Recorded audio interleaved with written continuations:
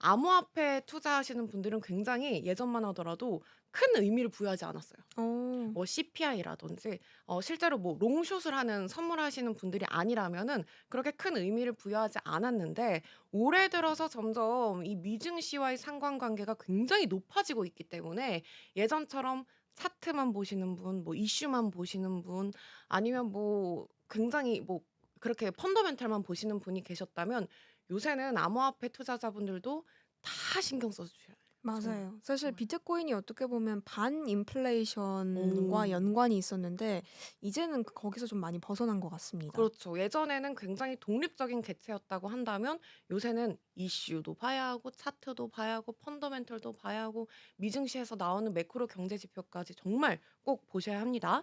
자, 네. 그다음에 또 슈퍼 위크라고 하셨는데 어떤 내용이죠? 일단 요즘 주요 국가들이 금리 인하에 대해서 계속 결정을 내고 있는데 미국 외에도 이 금리 정책을 발표한 그리고 발표할 두 국가가 있는데 이에 대해서 좀 간략하게 짚어드리려고 합니다. 먼저 일본으로 가보겠습니다. 일본 은행은 지난 6월 17일 통화 정책 회의를 열었고요. 기준금리는 3회 연속 0.5%를 동결하겠다라는 입장을 밝혔습니다. 일단 일본도 마찬가지로 지속적인 인플레이션과 경제 불확실성이 계속되고 있는 상황에서 신중한 접근을 이어나가고 있는 것으로 보이고요. 또 기업이나 가계의 어떤 소비나 투자도 좀 위축되고 있는 상황이어서 경기 회복이 여전히 불안정하다라고 좀 파악되고 있는 상황입니다. 오메다 총리는 갑작스러운 금리 상승은 방어하되 완만하게 정상화하겠다라고 밝혔고요. 시장도 이를 비교적으로 안정적으로 음. 받아들였습니다. 하지만 이 금리 정책에 그치지 않고요. 시장은 그 이상을 주목했습니다. 바로 일본이 장기 국채 매입을 단계적으로 줄여나가겠다라고 좀 밝혔거든요. 사실 일본은 그동안 경기를 부양하기 위해서 제로 금리 정책을 펼쳤습니다. 그러니까 90 년대 버블 붕괴 이후에 일본 같은 경우에는 정말 만성적인 디플레이션에 계속 시달려 왔고 그렇기 때문에 어떻게 보면은 전 세계 나라들 중에서도 금리를 못 올리는 나라 중에 하나였어요. 네. 근데 어쨌든 올해 3 월에 또 0.1% 올리게 되면서 일본 같은 경우에는 이제야 조금씩 경제 부양을 하고 있는 분위기를 보이고 있죠. 네. 그 디플레이션으로 인해서 계속 단기 금리만 낮추고 뭐 음. 이랬는데요. 사실 부양을 더 하기 위해서 장기 금리 즉 10 년물 국채 수익률까지 낮추기 위해서 사실 국채를 대량 매입해 왔습니다. 하지만 이를 내년 상반기까지 절반 정도 줄이겠다라고 밝혔거든요. 왜냐면 이제 CPI가 3% 이상을 계속 웃돌고 있고 물가 또한 계속 목표 수치를 웃도는 수준을 계속 유지했기 때문입니다. 결국에는 이제 긴축을 하면서 좀 음. 정상화로 들어가겠다라는 입장을 밝힌 것이죠.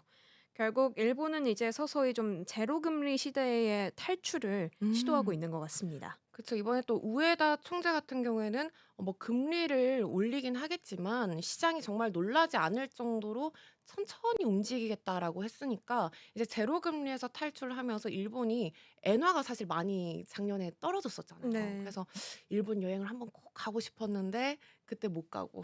저는 그 타이밍에 아주 잘 다녀왔습니다. 잘 갔다 오셨구나.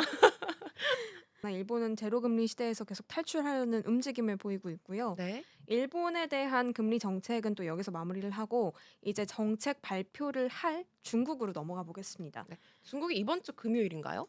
네, 내일 발표될 예정인데요. 중국도 이제 사실 한국과 마찬가지로 부동산 이슈가 좀 있습니다. 음. 경기 둔화가 추세가 나타나고 있고 또 소비도 계속 침체되고 있는 상황이기 때문에 완만한 통화 정책을 펼칠 것으로 보이는 상황이고요. 이미 사실 지난달에 경기 부양을 위해서 이 기준금리 역할을 하는 대출 우대금리를 0.1%포인트 인하한 바가 있습니다. 그렇기 때문에 이번에는 금리를 계속 유지할 것으로 보이는 상황이고요. 이 중국 인민은행은 이번 주에 대규모 유동성을 시장에 공급하면서 성장률 부양과 또 시장 안정에 신경 쓰려고 하는 모습입니다.